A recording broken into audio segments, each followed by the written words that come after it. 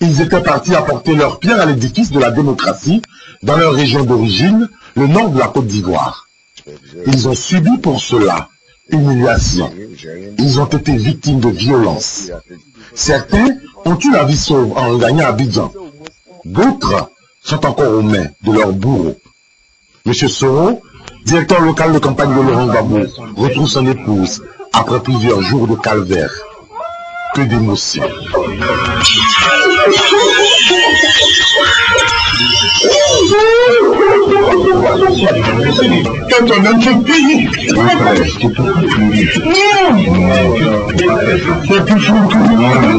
Témoignage vivant des victimes. Il y a eu des choses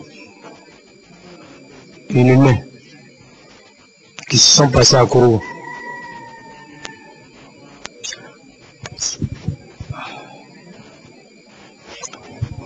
À l'heure où je vous parle, la DLC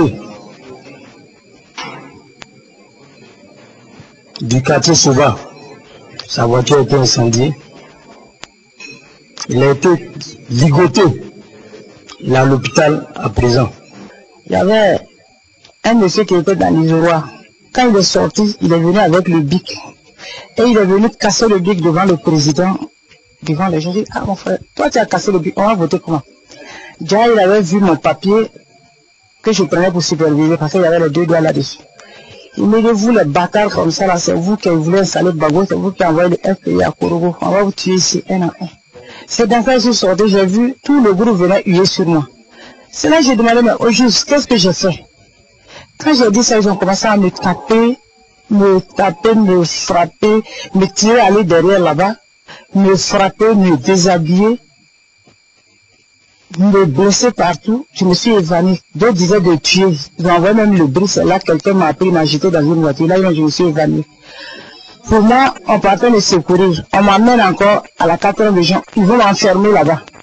C'est là quand le chef est venu, Sophie. Sophie m'a demandé, il paraît qu'on a blessé une dame. Où elle est? Il dit, on l'a enfermée en prison. J'ai fait près de 1 heure du temps là-bas, tout nu. Le président de la République, candidat à l'élection présidentielle, a dépêché son directeur de campagne adjoint Charles Blegoudé au chevet de ces victimes de dérapage politique. Moi, ça fait... Je ne sais vraiment pas à quoi ça répond. Qu'à Abidjan, on parle de démocratie. On laisse, par souci de démocratie, tout le monde voter, parce que si M. Ouattara a eu des voix à Yopougon, qu'il a eu des voix à Gagnoa, qu'il a eu des voix à Yamoussoukro, qu'il a eu des voix à Bengourou, c'est parce que là-bas le scrutin est libre. Moi dans mon village, M. Ouattara a eu des voix, mais ceux qui l'ont voté ne sont pas encore morts dans mon village, ils sont vivants. Vous comprenez? À Gagnoa, M. Ouattara a eu des voix, ceux qui l'ont voté ne sont pas encore morts. Je ne comprends pas pourquoi. Parce que les gens soutiennent Gbagbo, on les chasse des bureaux de vote, et puis voilà ce qu'ils sont devenus. C'est méchant simplement. C'est méchant. C'est méchant. On vient à la télévision, oui, moi je n'aime pas la guerre, oui, moi je n'aime pas la guerre. Mais voilà. C'est ça qu'on appelle un scrutin se dérouler au nord. C'est ça qu'on appelle un scrutin se dérouler à Korogo, à Boaké, à Touba.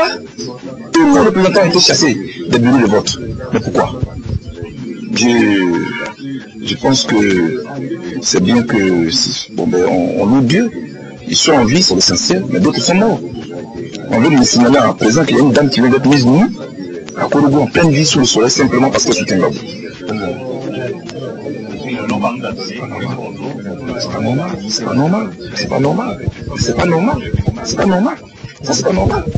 Tous les regards sont tournés à présent vers la CEI, la commission électorale indépendante, qui a la lourde tâche de dire la démocratie.